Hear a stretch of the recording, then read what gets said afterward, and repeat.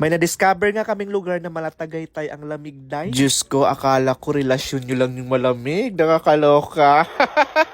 Alam nyo ba mga chares kung saan to? Sobrang lapit lang nito sa Maynila, day. At grabe mga chares, alam nyo ba na napakaganda din talaga ng view dito? Kasing ganda ko lang naman yung views. Sana all! Eto talaga yung mga gusto kong lugar dahil yung napaka-fresh ng hangin at napakaganda ng view. Nare-relax talaga yung kaliwat kanang balakang ko day at yung mattress ko sa tuwing pumupunta ako sa mga ganitong lugar. At sa panahon ngayon, alam natin na tayo yung mga ilaw ng tahanan ay sobrang stress talaga sa bahay day. Kaya kahit paminsan-minsan, kailangan din talaga natin mag-unwind para hindi naman tayo malaspag dyan sa house natin, di ba?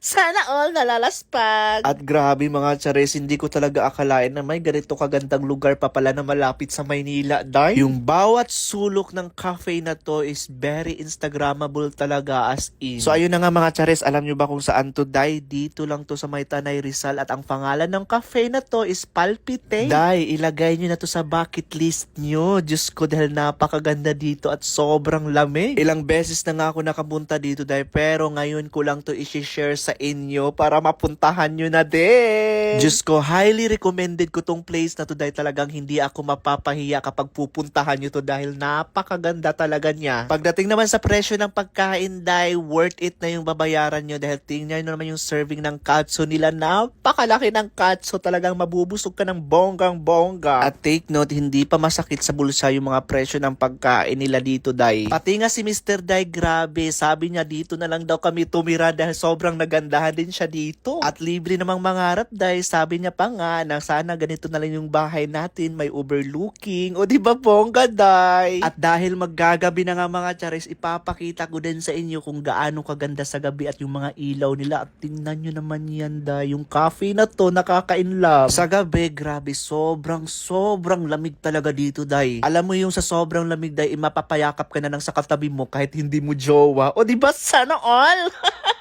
Buti na lang talaga kasama ko yung mister ko dahil may kayakap ako. Bale kapag weekdays pala mga chares, hanggang alas 8 ng gabi lang sila dito. Pero pag Saturday at Sunday, siguro naman hanggang alas 10 sila ng gabi kasi sobrang daming tao no. At dahil sobrang lamig na nga dito dahil eto, nag-decide na kaming mag-cafe. Ang kape naman nila dito ay yan, 150 pesos yan. Pero grabe, napakasarap din ng kape nila dahil hindi siya love now. Ayan, cheers mga mare! Para sa malamig na relasyon, i-cheers natin yan. Papainitin natin yung malamig na relasyon nyo.